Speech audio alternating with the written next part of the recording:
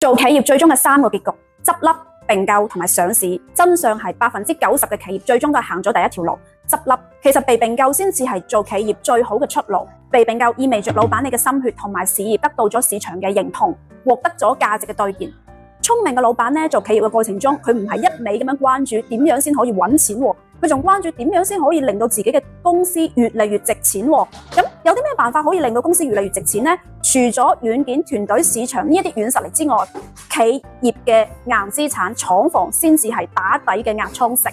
人哋嘅公司租廠生產，隨時搬遷，冇金雞，估值就會下降。你嘅工廠呢，有紅本嘅產權，位置好，又係高標準廠房，呢個先至係資產，證明你有穩定嘅生產能力、強大嘅風險駕馭能力同埋深厚嘅家底，咁你嘅估值就會上升。但作為企業嘅揸 fit 人呢，你而家考慮買廠房呢，就唔單止係為咗慳租金咁簡單嘅，而係為你嘅企業做一項重要嘅戰略資產規劃，為你嘅企業未來嘅出路買一份保險。但係如果你執笠，你對企業所有嘅投入就會石沉大海。你過去使咗3000萬、4000萬重金打造嘅模具，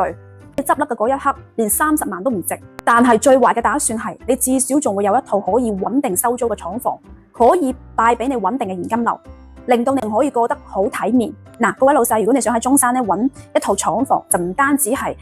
生產。解決租金問題咁簡單嘅，你仲想保值增值，你仲想佢成為你嘅核心資產嘅話呢，你可以聯繫我，我係嫲嫲喺中山嘅話呢，係幫製造業老闆做資產規劃配置嘅，關注我廠房交多一個靠譜嘅朋友。